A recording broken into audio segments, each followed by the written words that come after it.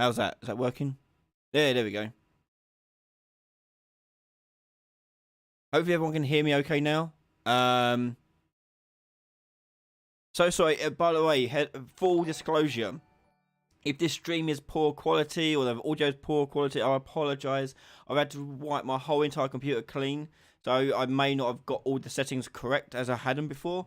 So bear with me just for tonight. I will try and get round to it, but let me know if there is something wrong with the stream in chat as soon as possible, and I'll try and get back to it. If you don't know, I got hacked on Monday and lost the channel. I got it all back. Everything's okay, but I did have to wipe my whole entire computer, so I'm in the process of reinstalling everything, resetting everything back up.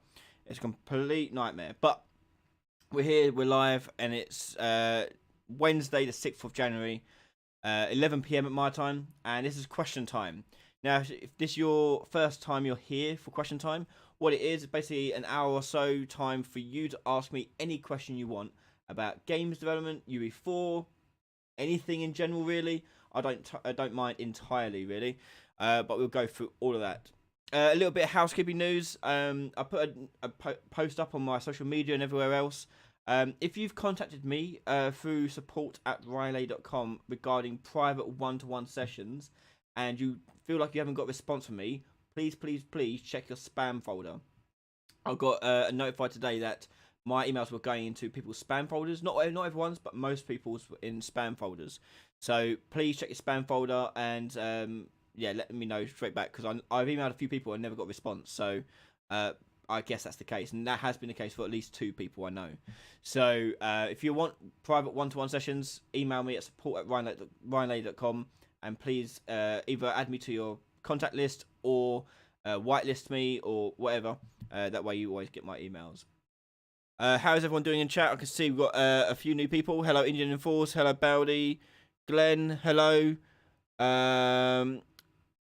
Stormo. Jeebus. Who else we got in here? Connor. Talden on Twitch. Hello. Hello, Angus. Hello, everyone.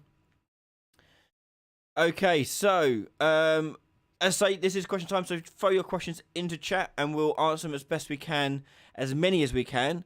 If I don't get to your question, please just keep putting it in chat until I get to the end. And if I still don't get to your question, I apologise. There's always next week. We do this every Wednesday. So don't fret. I'll try and do as many as I can, but I can't do everyone, unfortunately. Okay, I'm going to transfer over to the computer screen.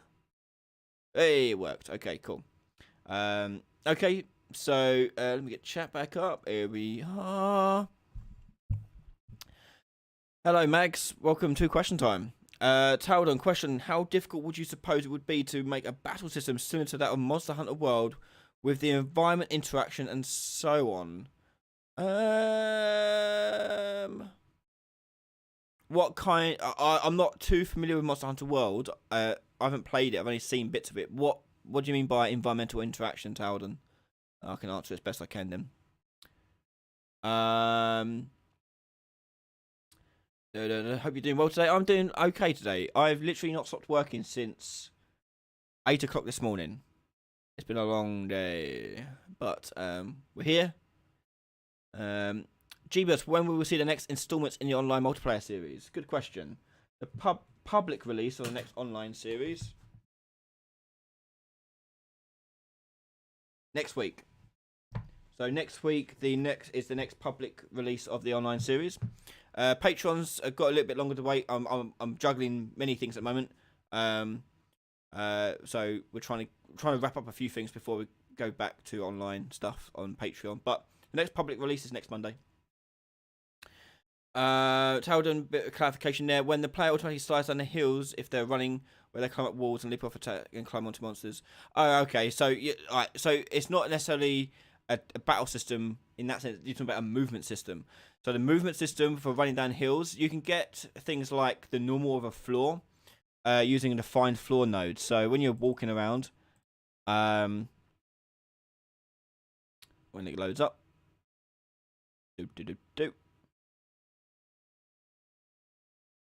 So either on a tick event or on a move axis event here, you want to use the find floor event. So I'm going to put it on tick, for example. And on tick, we'll do find floor. Oh, wait, sorry. bind floor, and that gets you the floor, and you just put in the capsule location. Should be get actor location. And the floor result, you can split that out, and you can get out the hit result and split that again, and you'll get the impact normal as well as the hit result normal.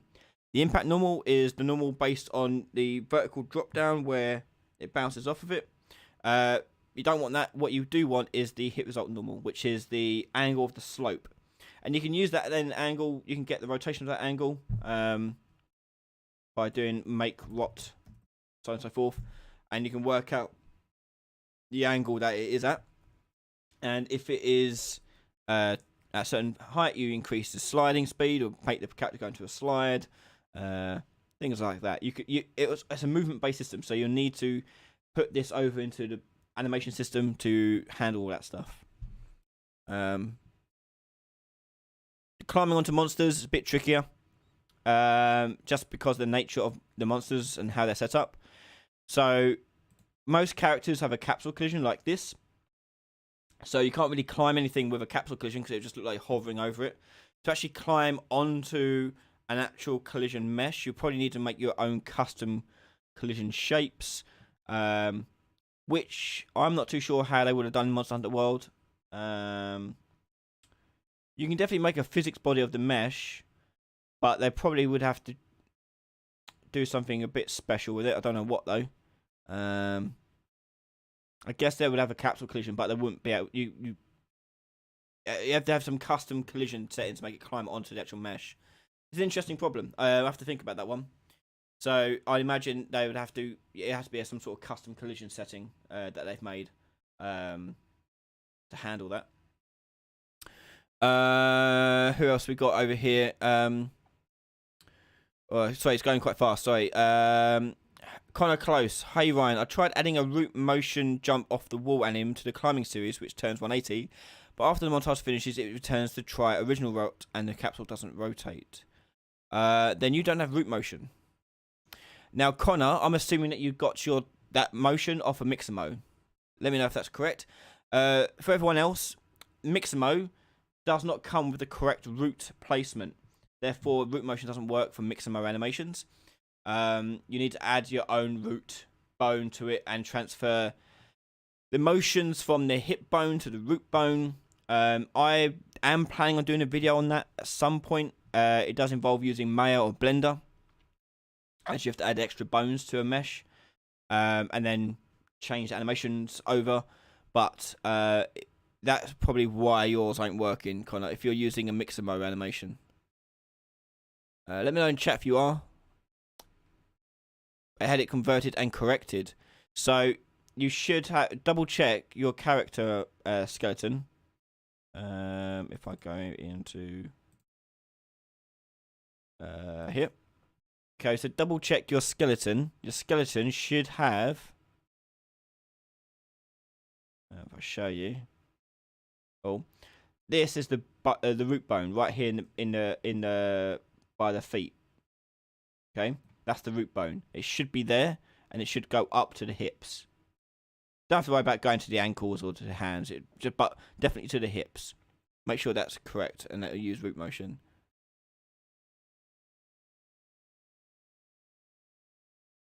Amazon 3D. Hi Ryan, I've been playing Mario Galaxy lately with my son. How do you get a third-person character to run around a sphere like in Mario Galaxy? I've actually been working on that. So the way it works in Mario Galaxy is the character model is not like this. Okay, it's a physics-based animation system. Because you have to make a whole new character motion. You can't use the character. You have to use a pawn, and basically apply physics-based movement to it.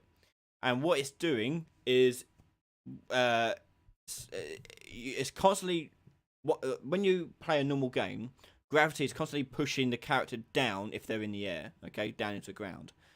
You have to tell the physics-based system to not push down, but push towards a direction, and that direction relies on some volumes that they've got set up in Mario Galaxy. So the planet, for example, is obviously a sphere volume, and it's quite easy to find a center of a sphere. So you just tell it to move towards always and rotate towards the middle of that sphere. And they do custom shapes to handle different variations and things like that. But it does involve making a whole new character system that handles that thing.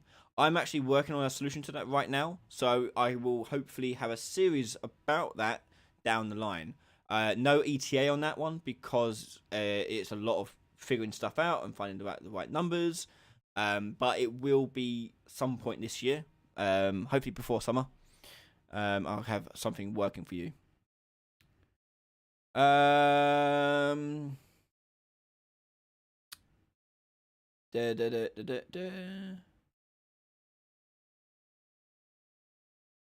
Magatron, can you do a quick rundown of how to set up a lake and or river water volume in 4.26? I've tried filling with it so much, but it doesn't mesh properly and I get flickering textures. I have never actually used the water system yet. I haven't had the time to. But I do have 4.26 installed right now, and I do have the water plugin turned on, because I do intend to do it at some point. So we can take a look right now if you want to see if I can figure it out. I say I've never looked at it, so we'll have to see if I can figure it out live on stream. So I need to make a landscape, and we'll just do this, and we'll click create.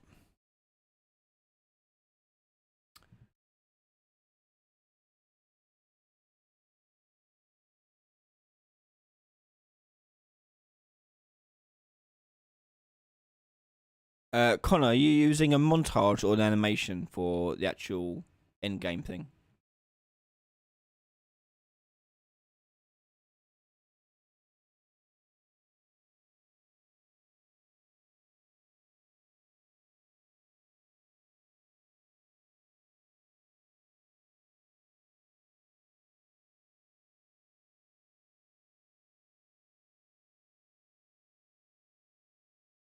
Montage. It should work by default then. It's hard to say without looking at it directly. But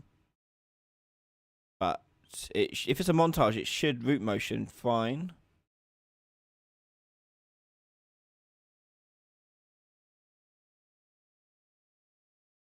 Right, let's make something here. And let's just do like a lake or something. Okay, cool. Right, so I've never used the water features in here, so let's have a look and see what they do. So I want to do a lake body. So if I drag that in here, oh, interesting. Okay. Ah, interesting. Okay. Oh, okay.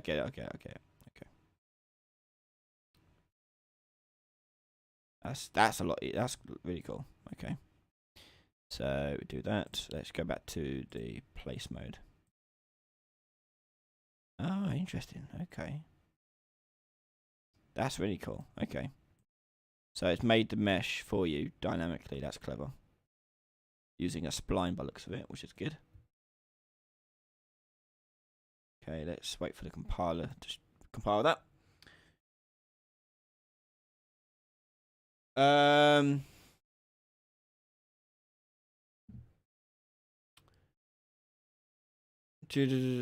Mr. Levi, do you know how to make animation in Blender? Because I've been trying to figure out how to make a reload animation for my first-person shooter.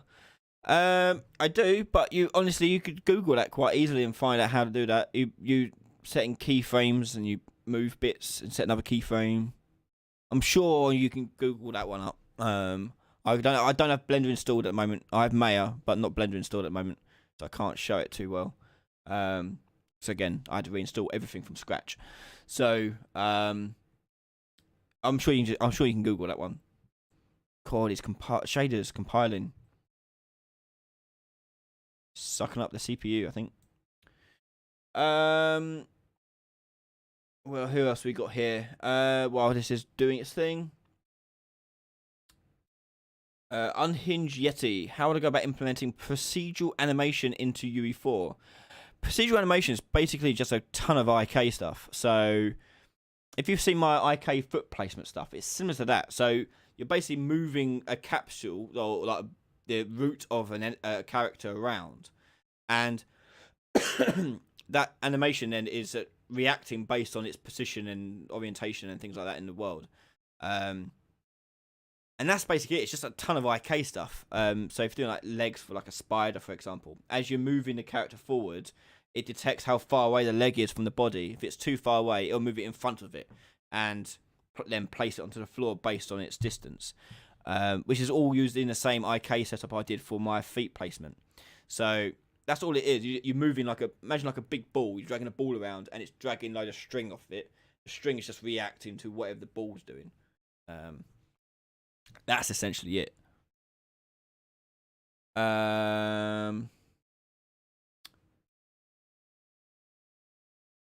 Blood, Aslav, you doing anything with factions, or do you know how to reform mesh to do like a digging? So with factions, if you want to do it in Blueprint, you'll have to do it with tags or something, typically. Just add a tag to a character. If you don't know what tags are, I'll quickly show you. So on these things here, you can go into class defaults, and it's at the bottom, I think it is. No, where is it? Class settings. No, where is it? Somewhere around here. Tag. There you go, tag. It is there. So in the class set defaults, you've got tag for actor. You can add tags to it. So you can have a tag in here called red team, for example, and then whenever you do any tests or stuff like that, you find tag as an option. So for example, if I've got hit actor here, for example, I can get the tag, get tags, or actor has tag. So if that has red team tag, do something. Essentially that's all they use, and you can put tags to most things. I think you can do it like components as well. Yeah, component tags. Yeah, everything can have a tag. Tags are quite useful in that regard. If you're talking about the AI perception stuff and have like affiliations aren't exposed to blueprints. You have to do it in C++, which is weird because you can tick the boxes, which makes no sense. But you have to do it in C++. All right, Walter. I say let's go back to this and see if we can figure this one out.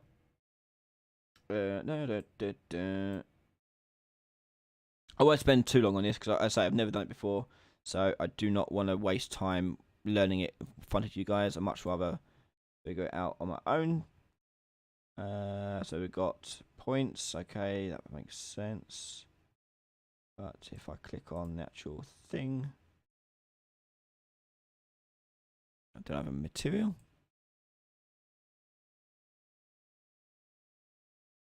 No.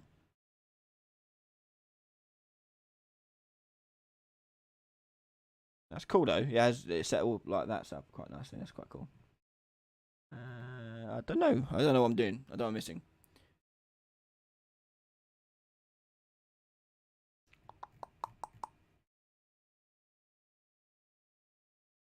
I don't know, Matagon. Sorry. I say I have to have a look at it. I haven't looked at it before.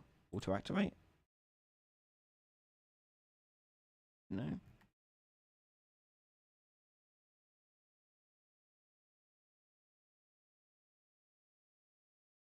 It did generate a mesh. I did see a mesh generating, but not material.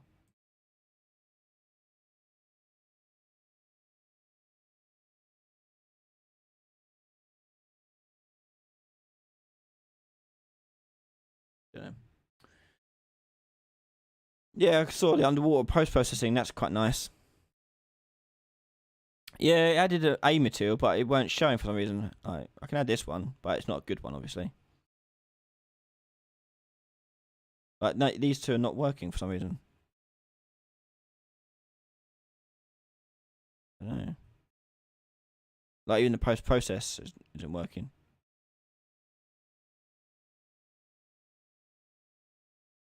As I said, I need to spend some time with it. I've not even looked at it before, so let's walk into it.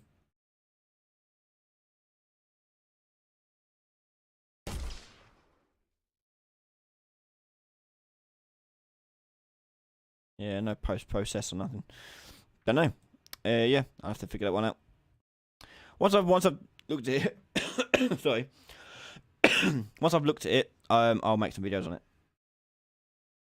But yeah, I haven't looked at it yet. Is it possible to deform mesh for like digging or mining and keep digging down like Minecraft? You need to make a voxels.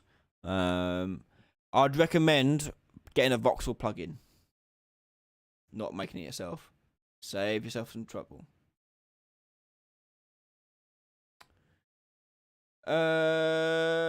Okay, where else we got here? Thanks, Tammy. Who else we got? Do you work in C++ as well as BP? I haven't done for a while, but I have, but not for a while. Mostly because all my tutorials are BP, and most of my one-to-ones are BP. So,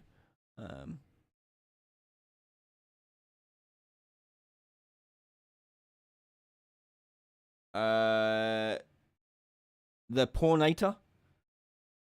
That's right. If you have a 2D plane for a character to move around and have a value on each point of the grid, it's actually 3D because you have X, Y, and value. Oh, you've responded to someone. Hang on. We'll move around a 2D grid when it's flattened. Oh, I missed the first part of the conversation.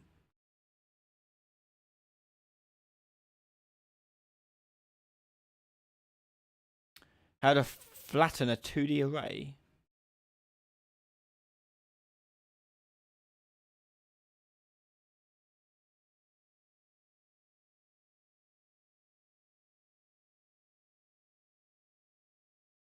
I don't know what we're referring to there. Tamansky. 3D because like if you're doing a 2D array, you can do a 2D array with X and Y and interpret that however you want. Depends on which angle like you're looking around, because when you make a 2D game or 2D plane in this, you're either looking down or looking straight up or whatever. But whichever way you're looking, it's going to affect how you interpret the X and Y coordinate. So if you're looking down, X and Y is literally like, well, it's not literally, it's like this, yeah, that way. But if you're looking up, you're using Z and X. So when you're in the code and you get like a 2D array, so make 2D array, and so you make a 2D array, you got that, get the 2D array out, you get X and Y, and then if you want to convert that to a set location type thing, for example,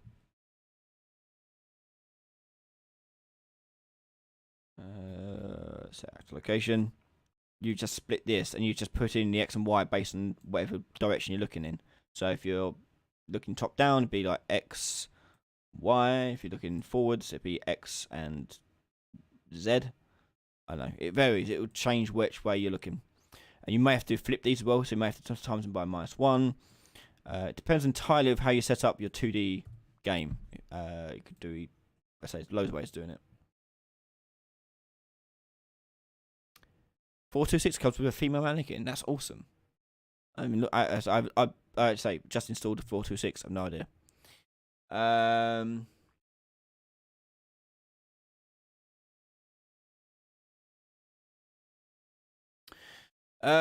Mock Latte, how do you handle animation-based movement for multiplayer?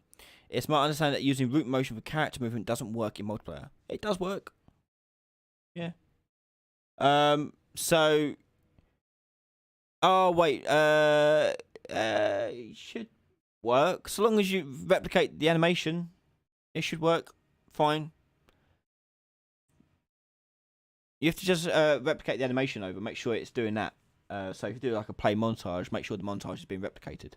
Then the client will replicate the same thing, and it should be in the right position. And once it's finished the animation, it should, and when it passes the control back to the player, it should replicate the position again. I would assume.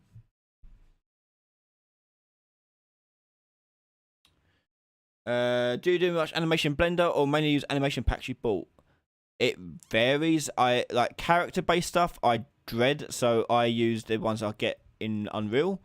But basic simple stuff, I'll do that in Maya or Blender.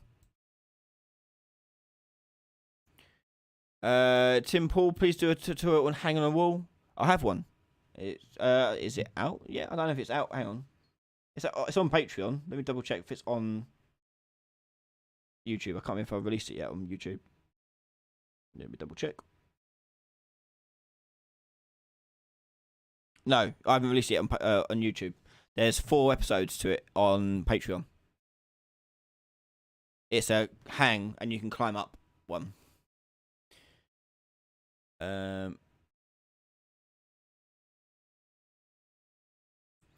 Is there a problem or gotcha with using a full body character mesh for an FPS game? This is from Sean Becker.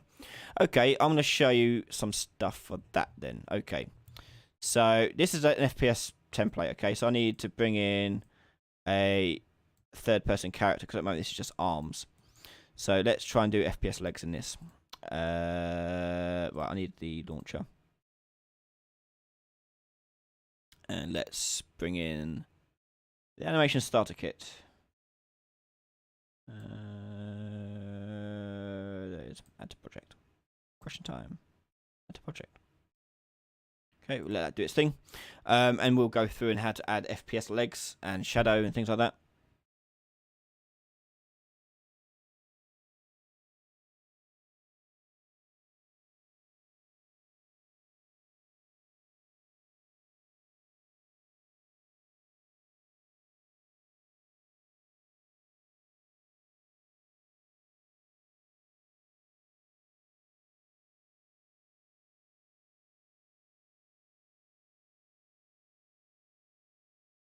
Yep, got my account all back. Thanks, Josa.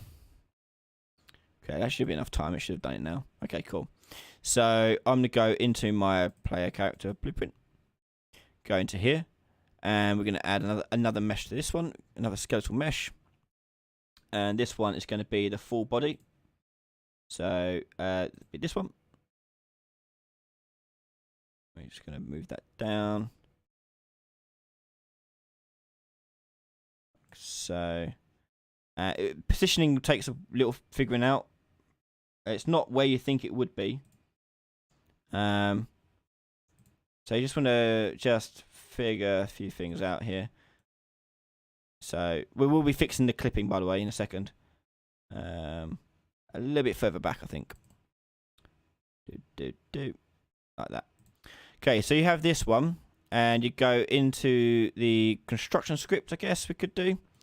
Drag it out, and you hide bone by name, and then you hide the. I think it's just spine. Oh, hello. It is just going to be the name of the bone you want to hide. So spine 01, I think it is. Compile. No, what have I done wrong?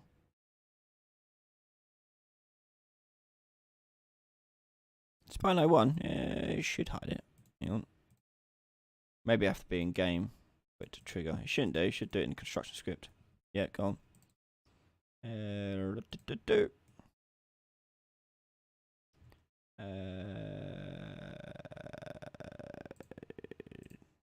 Spine 01.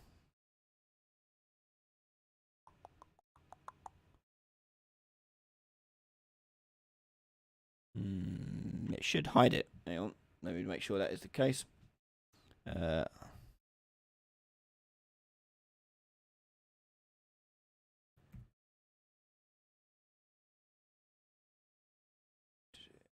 What am I getting wrong?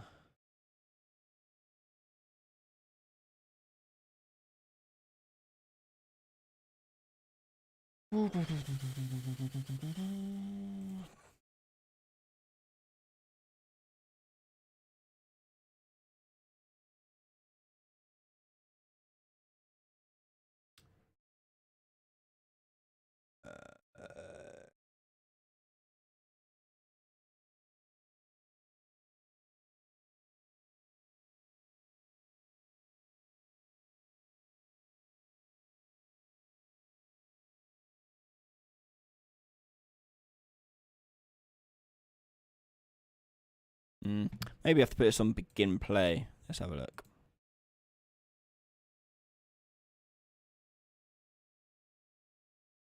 Oh, let's just disconnect that.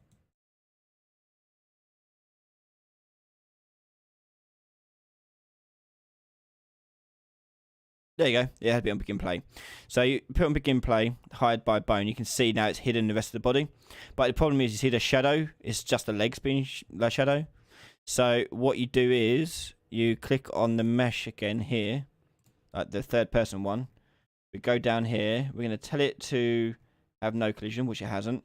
But then on lighting, you go down here, and there's an option to cast hidden shadow. Tick that. And I think that would do it. If not, you have to make another mesh. But bear with me. Yeah, we have to make another mesh. So we'll duplicate that. And this one, you're going to do hidden shadow. But you want to rendering, you want to go to hide in game. Tick that. This one, we're going to turn off hidden shadow. And this one, we're going to turn off all shadow, actually. So you have three meshes. You have the arm, you have the legs, which is this one, and then you have another one, which is the shadow. And then you should get the full body, the legs and arm as a separate thing.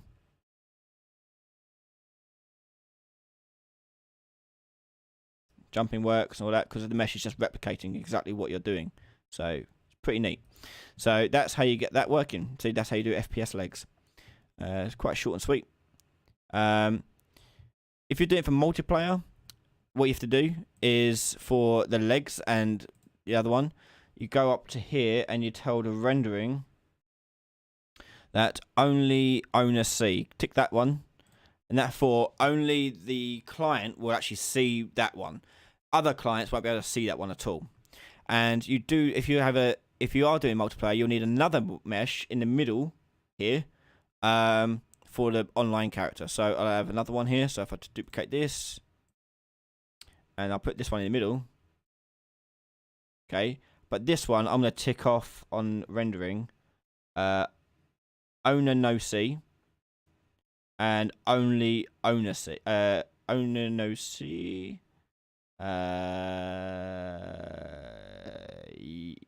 Yeah, owner no see for that one.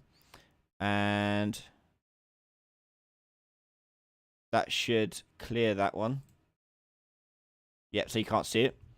Tell it not to cast shadows as well. And then you tell these ones to be only owner see. And the hands as well. Where's the hands? There you go. Only see. So you have all that malarkey on there. So now I have a third person character. Well, let's hide the shadow of that last one. I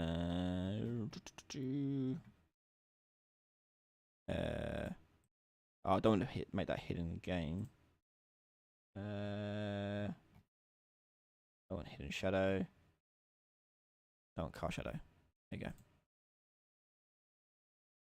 Play. Cool. And there you go. So now I've got this character's got an FPS arms, got a second mesh for the legs, a third mesh for the shadow, and a fourth mesh for the online replication, so you can actually see the dude. But yeah, that's how you do FPS legs.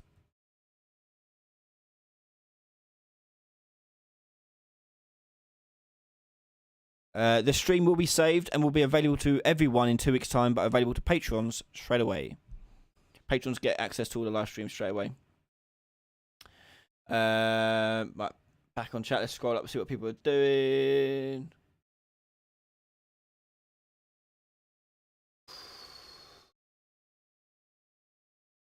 How do you change a walking animation with the same character? How do you do a walking animation? You have to make it yourself. This does come with it, I think. Come with it. Yes, this one has it with iron sights. You have to make a blend space. So the blend space, it looks like this. Let me just file save all whilst we're here. Your blend space, it looks like this, and you have walk as a speed option here. This doesn't have that. This has just a jog, which isn't useful. We have to make it ourselves later. But I've got a video about blend spaces. Check it out. I don't want to spend, pardon me, half an hour doing this when we don't need to. So you can add blend space on here for walking. So usually at the bottom you have idle, then you have walking, then you have jog at the top. So for example, if I quickly do these and just change these out, and let's do idle rifle iron sights, like that. So you see, like, it's idle rifle iron sights. If I put this also here and here, so here is idling with iron sights, but then he goes to a jog. He's running with his arms like that. If I then do a walk forward, iron sights in the middle there, we'll do walk backwards there and walk backwards there, and then walk left. I think is this one. Yep, and walk right is this one. So then the preview is he does this. Let me hide the bones so you don't get that in the way. So here you've got the walk, and he does walking left and right like that. And then you can go faster, and you'll make it do the jog and run. And then if you do no speed, speed down the left here, speed would be 0, therefore you're idle. Okay, but there you go. That's what a blend space basically looks like. For this sort of setup. But yeah. And then you can make an aim offset. So this anim starter pack comes with an aim offset. So you have the like they have it set up with this. Looks weird, but you have to break it down into the individual aims, and you can make an aim offset from that. I don't know if it comes with an aim offset already built. I don't think it does.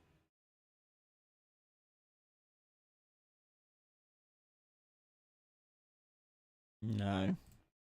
So you have to make an aim offset using that animation there. So you use that animation, you chop it all up, and you make an aim offset. And the aim offset, you tell it which direction it's going to look in each, similar to the blend space. And then you make that additive, and it adds it onto the current animation. How would you add crouch to that blend space? You don't. You have 2 blend spaces, one for crouching, one for standing up and running.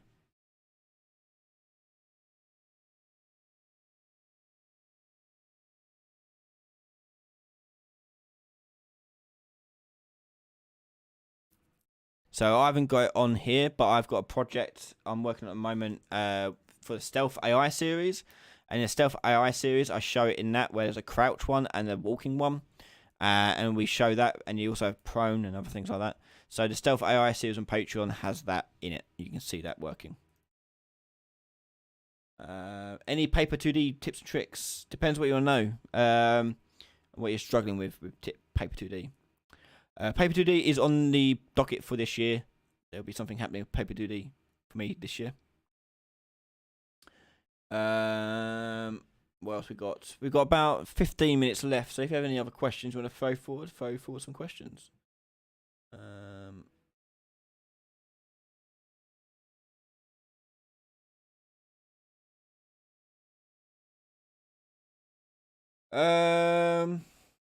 Vlad, how would you be able to access Android cameras, mic, and folder storage for an app? As I can't find anything in this, is it even possible from UE4? Good question. Let's have a look. So it's probably, if it's going to be anywhere, be in the project settings, as it'd be permissions you need to get from the device. So if you go to Android settings down here,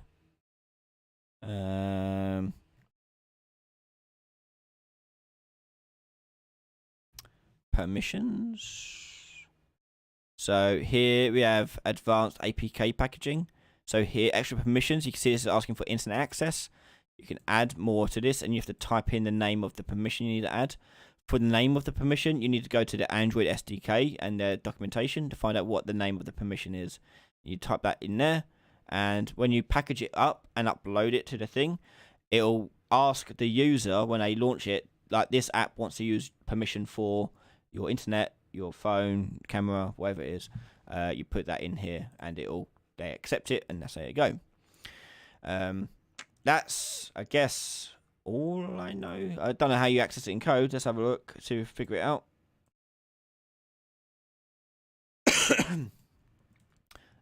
Stop. So get a camera. No.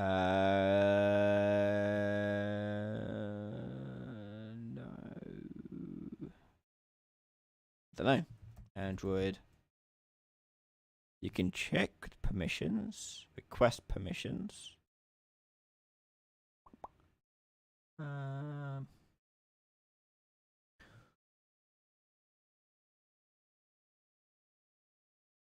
There's your location services.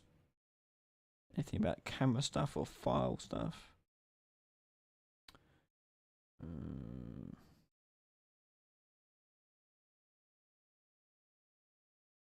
No, it may be something that you have to do maybe in the code base. I don't know. Turn that off. Oh. And let's see what we get here. Get download size, get installed content, get required. Request content, start install. Start install.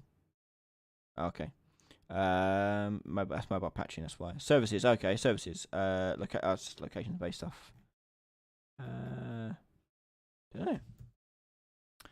I'm gonna guess it's C++ or plugins.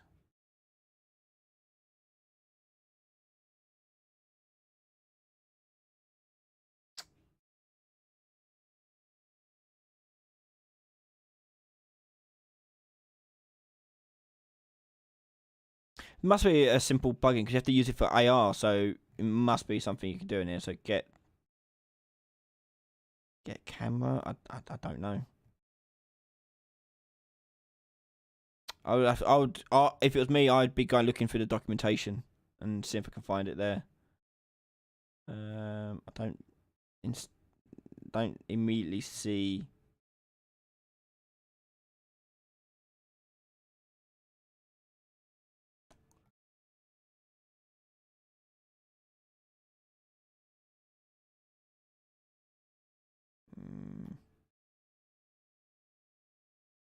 No. But if you're getting the text, maybe it's a texture thing. Let's have a look. I'll just make a new one.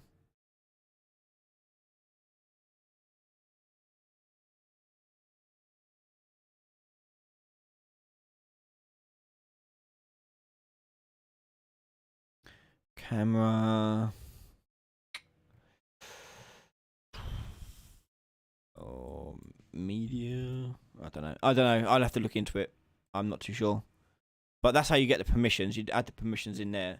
But once you've got the permissions, I don't know what you do. I'll have to look at that.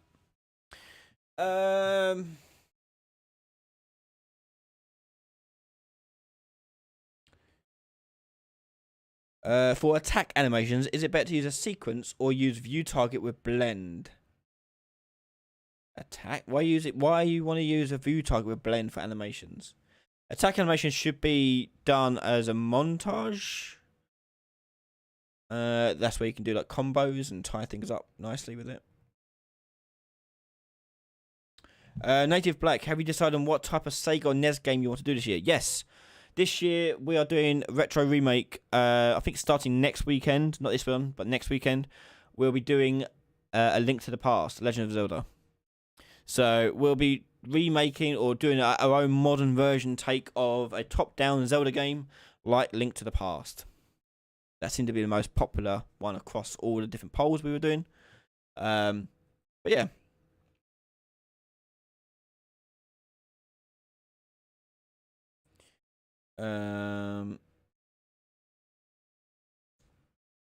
Sorry, I can't pronounce your name. But if we use branch or cast or for each, and we don't use for instance false, failed cast and complete, does the execute fired? And should we use that inside a macro function? Okay, let's go for each of those. So, right. So you have branch, and you want cast. We'll explain each of these. I'll just do a cast to actor, for example. No, we do cast to first-person character. It'd be better. And we'll do a for each. And I'll explain what these do. Okay, so branch, first of all, takes a condition. The condition is a boolean. So booleans are true or false. There can't be anything else. And basically it'll do this path if it's true, this path if it's false. If you have nothing set to false, then nothing will happen. Okay, if it turns out to be resolved as false. So that's completely safe. You can leave things unattached there. Don't hurt you at all whatsoever. Cast. So casting, what that does, it takes a parent object into the object here and cast it down to its child form. If it's successful in doing that, it'll go along this path. If it's not successful, it'll do cast failed. You can have nothing connected to cast failed and that'd be totally fine. It just means nothing will happen. But to help explain this a bit further, for example, if I were to do get player character, this function here, this gets the character that the player is currently controlling and outputs it as a character object reference. That's what it says right there on the screen. I can't make that a bit bigger because it's a tooltip, but it says underneath return value character object reference. The problem with that is that this thing isn't a character, it is a first person character. It's a different type of object. It's a type of character, so if I go to the right hand top corner you can see parent class character. So it is a character, but it is its own thing. So if I were to cast that down to a first person character, I've now converted that reference there to a first person character reference, which is great because it means I have access now to the first person characters, variables and functions and components and all that stuff. So that's where you use that. But it is totally safe not to have anything attached to it because it won't do anything. It will just stop. And finally, you have for each loop. So a for each loop takes an array, which is basically a list. And then for each item in that list, it carries out a task through the loop body. The item in that list is represented by this array element. So if you've got a list of actors, each actor will be spat out of here. And you can do stuff with that thing if you want, up to you. The array index is its position inside that list. So if it's in the first position, that'd be position 0. Array index will be 0. Once it's gone through the list entirely once, it will then do completed. Now, one thing to know about for each loop is it doesn't happen, like, games are all about loops and ticks, okay? So if you think about one tick as one loop of the game code, a for each loop, a full for each loop triggers in one tick. So if you want a for each loop to trigger over time, you don't want to do it like this. You have to manually do something different. But what this is doing is saying inside this one single calculation, this one moment in time, do a for each loop and then carry on. If you don't put anything in completed, it means that the for each loop will just end and the code will stop. And that's it. I think that's the best I can explain those three things. Heliax, try not to use cast, use interface. Two different things. So cast and interface are very different things. Casting is useful for, as I said, casting down from parent to child. If you've got a reference that you need to get access to information from, you need to cast it down. Interfaces won't work. Interface works only if you want to do something to that thing, like a function you want to call, and you want to check if that has a function, fine. But most of the time you're using a cast, you're using it to get access to details about that object. Like, for example, the gun offset variable on here. An interface won't get you that. You have to get that through a cast. So they're two different very things. So that people always say, don't ever use this, don't ever use that. Yes, you do use them, but if you use them correctly. How to make a patch. Good question. I'm not entirely sure. You need some sort of patch delivery system, be it Steam or whatever you're doing.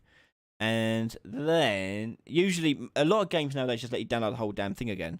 I'm not entirely sure how you do patches. It'd be somewhere in here. See, this is for Android. That's different. That's not that. So when you compile for Android, you can compile your game project into two parts. You have the functionality part and you have a package part, which is all the like heavy stuff. So if your game file is too large, you can split it up into two things, and you can upload those two things together onto the storefront. But yeah. Lucas, any chance of a destructible mesh tutorial soon? I don't know about soon, but at some point, yes, I do want to do one. For some, because I've been doing it before. Can you not use an interface to get the reference? No, because what happens if you say if you want to get the interface, so you got to play a character, for example, and you want to see if I search for an interface. Oh, hello. Tick that. So I can get does implement interface. Okay, I've only got a boolean out of that. I don't have anything else. I can't do nothing with it. Great. If it has an interface, great. The only thing I can do with an interface are events. I can do getters and setters maybe, but then it kind of defeats the point of doing that, because you'll have to make a whole interface for every single side bit, which is worthless. You might as well do a cast. Casts are relatively expensive, but if you're only for putting tick and things like that, you should only be doing casts like a one-off, and that's it, and it's done. So a good, for example, a good practice thing I do is say for example, this character is going to be accessing the game mode quite a lot. Rather than doing the cast every time I need to access the game mode, I'll do on begin play. I'll do get game mode, cast to the game mode, and then store that as a reference by promoting it to a variable.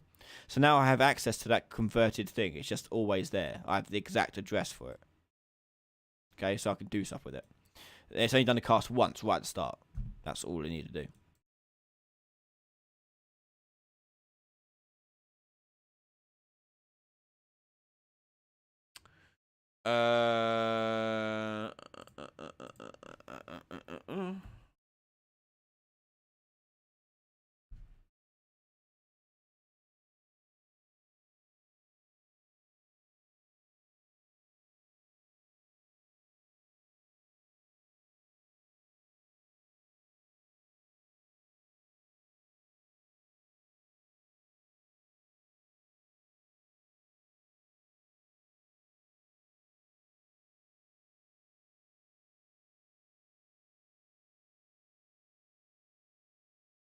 Glenn, you got confused. Meant BPIs. BPIs are blueprint interfaces. Unless that stands for something else I'm not aware of.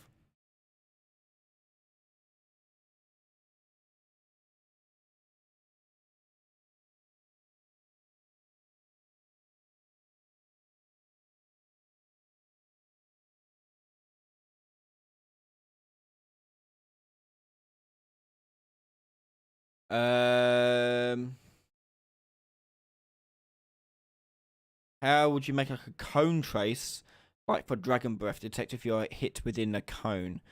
Not necessarily. It's not like a trace, but what you do, if you do cone, you can get. What can you do?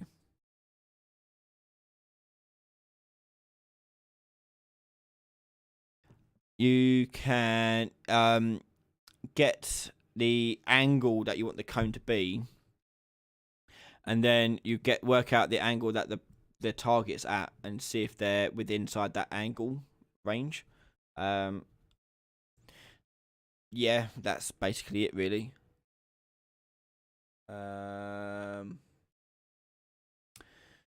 Alternatively, you could do something like this. I'll do it on a key press so you can see it. Actually, I'll do it on a tick so you can see it all the time then. So here we're going to make a new function on here, and do sphere trace, and the sphere trace we'll do a by channel. And this is going to take the actor location. This is also one way of doing shotgun blast, by the way, as well. It's a way. There's a few ways of doing it. So get actor location. We're going to add another vector to that. Go to the end. Get actor forward vector. Multiply that by a float. Plug that in. This will have 2 inputs. One input will be distance. That'll be a float. And the other one will be radius. And this will have distance plugged into it. Distance. And the radius will have radius plugged into it.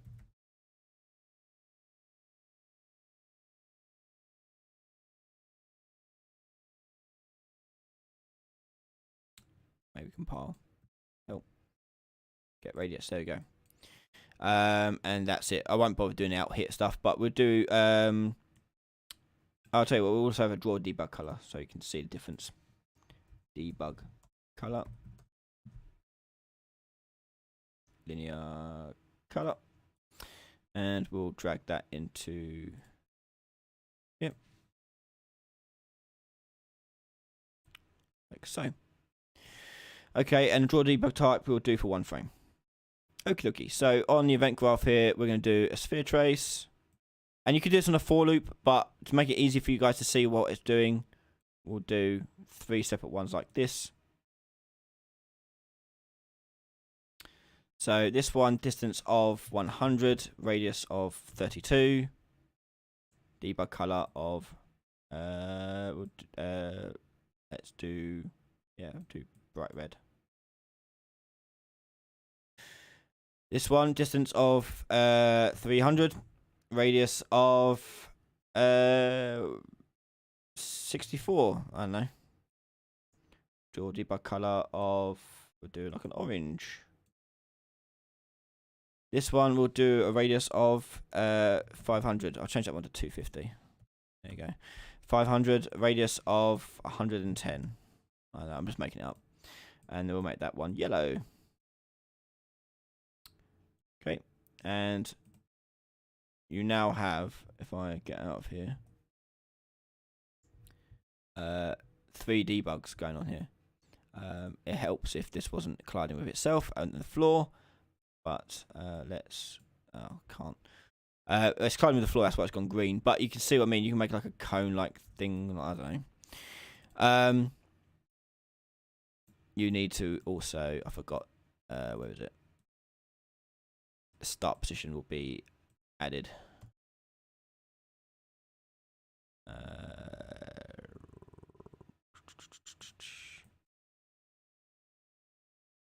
I don't know. You could do something like this. I don't know anymore. I'm confused. And then you do another one here.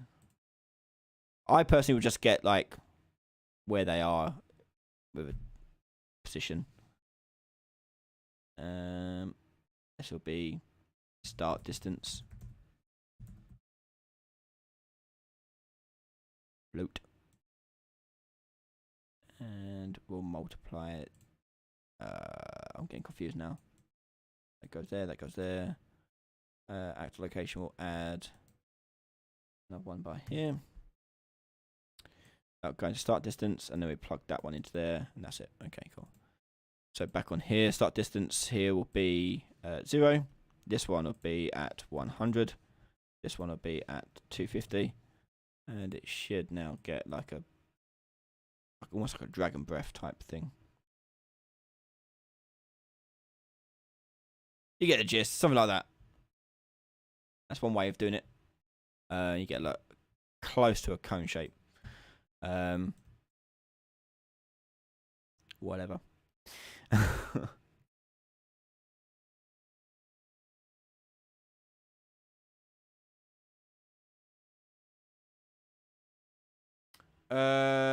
Vince Carter, what is the object wildcard when you want to cast from one BP character to another BP actor? The wildcard is the parent class. Okay? A parent class that goes to the child class. It is not a tool to communicate 2 blueprints together. It's a tool to take a reference that you've got from something. The biggest mistake people make with casting is this. They do this, like, right, I want to get the first person character's stuff. So they get the cast to first person character and then work backwards and work out, okay, so I need to work out what goes in here. Don't do that. Cast is not what you start with. You start with an actor and you realize, oh, I need to convert that to something else. It's how you convert a parent class to its child version. That's its only function. You do not start with a cast. Start with the object, and then you go to the cast when you realise it's not the same thing. So, for example, if I was going, okay, I want to get the player character's finger index, wherever it is there. So I get player character. I'll be like this. I'll go, okay, go from here, get finger index. Oh wait, it's not. I can't get it. So then I'll have to cast to the first person character, and then get finger index. Hey, I've got it now. That's the whole point of cast, is to take it from a parent class to the child class. And you know what the parent class is because you can hover over the pin, it'll tell you.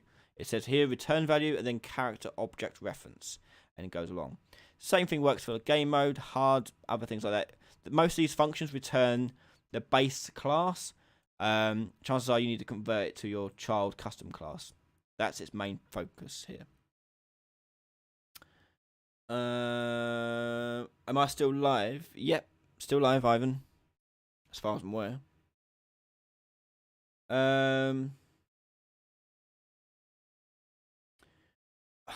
Mark Hardy, what is the very first thing you do when you're playing out a new game?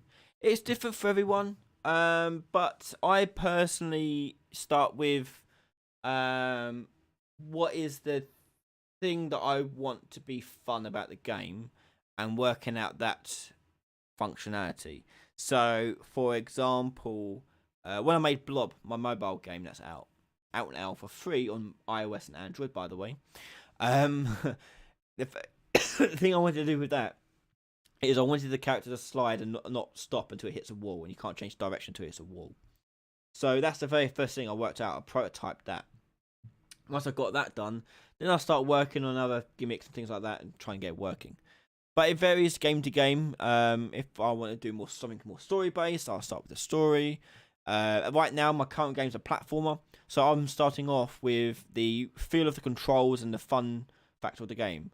I'm working out what is going to be the most fun aspect of the game.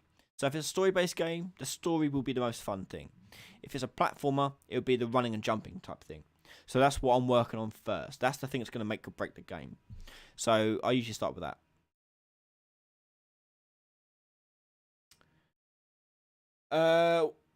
Foolish Swami TV, what is your favourite Star Wars movie? Ooh, nice one.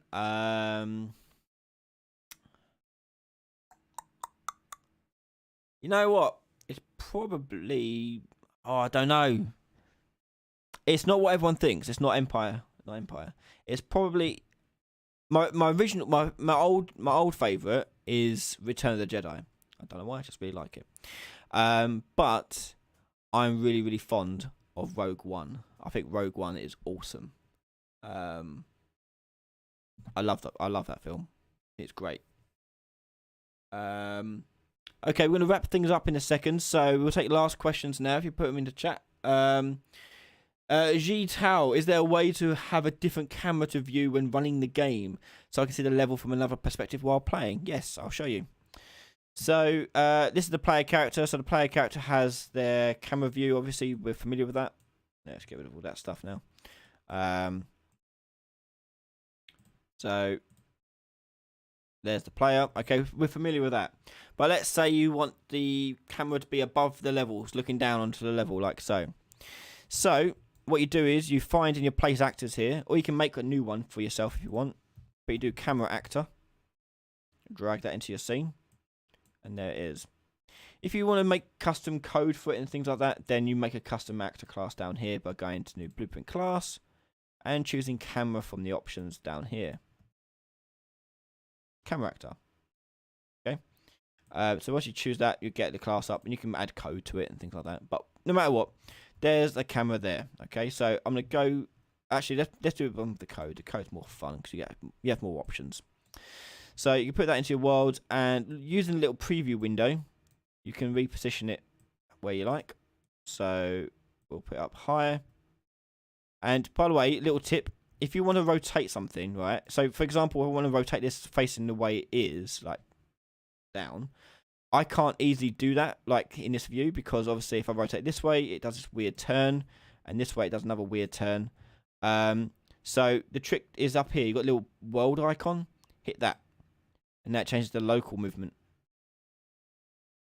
And you can always hit that back, and it transforms it from world location to relative location.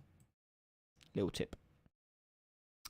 Okay, so there's the camera you want to view from. Okay. G, hopefully you're watching this. So you got that camera. You're going to go to blueprints, open level blueprint in there, and in here we're going to go on a begin play, and you're going to get a reference to that camera. So select it, go back to your level blueprint, right click, create reference to the camera actor. Then you get the player controller, and from there you set view target with blend. Plug in your new camera there. Okay, next you're going to go to the first person character and disable that camera. So go to the camera, and down the bottom you'll find auto activate. You just turn that off. To activate, turn it off. Compile. Now I want to push play. I'm from this view. It's very weird though to turn the mouse like this, but there you go. And like I would be able to add code now to that camera to make it always look at that location if I wanted to. So I can do on here, for example. Bloody hell. Right, on the tick. It has to be on tick because you're constantly updating the camera's position. So you want to get player character. Get actor location. Then you want to get actor location of this thing. So get actor location of this thing. Down here you find look at rotation. And then you set actor rotation to the camera and the tick. Okay. And then now oh wait, I have to inverse it, sorry. So to inverse it, you just take this and combine rotator, and you combine it with whoa,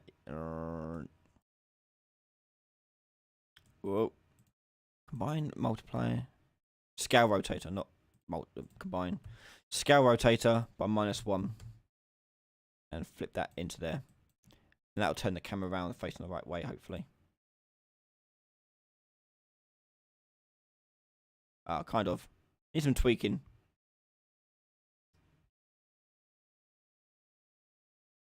You don't want to scale. Right, I need to work on that one. But you do that. No.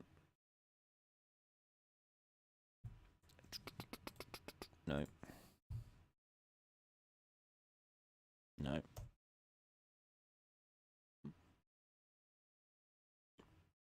Oh wait, that's I've got to start and finish the wrong way around. That's why. Start is the camera, finish is the player. There you go, you just plug that straight in then. There we go. So now it follows the player around the map.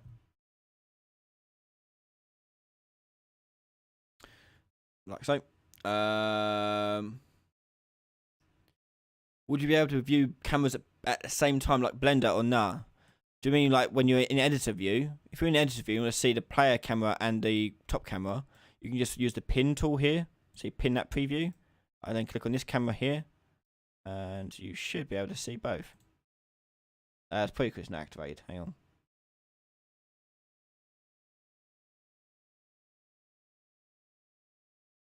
Oh wait, I have to click. There you go. Yeah. So now I can see both whilst I'm working. Is that what you mean? If you want to view both at the same time whilst in game, bit trickier, because the viewport you're seeing is it has to be rendered to a texture and then put onto a widget onto the screen. So yeah. James Bulmer, when is the next part of the building series coming out? Friday.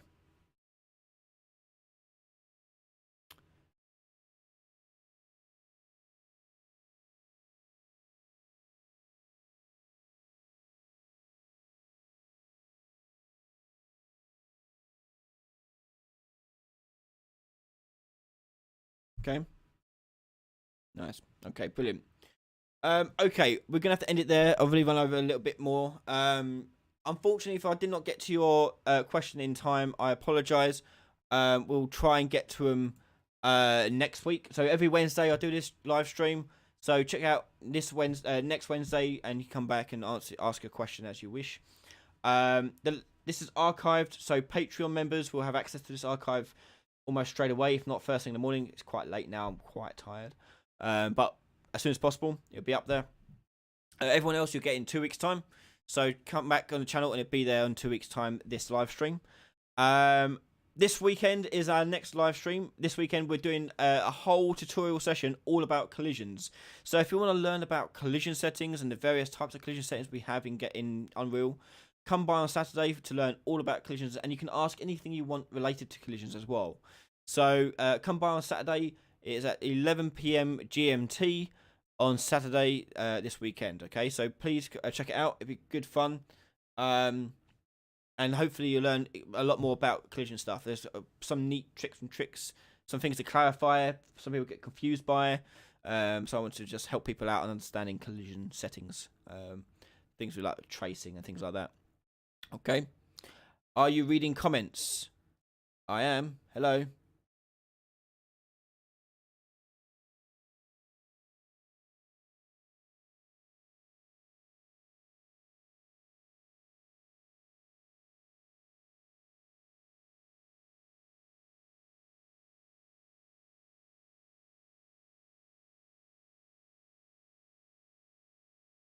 Okay, I don't know what that's about. Okay, so this Friday, another video coming out for building series and another video for Patreon. The FPS RPG series continues. Thank you everyone for their support, especially during the hacking thing and all that. Blah. But yeah, thank you again, and keep an eye out for more stuff on the channel. Thank you everyone. Have a good one, and I'll see you next time. Bye.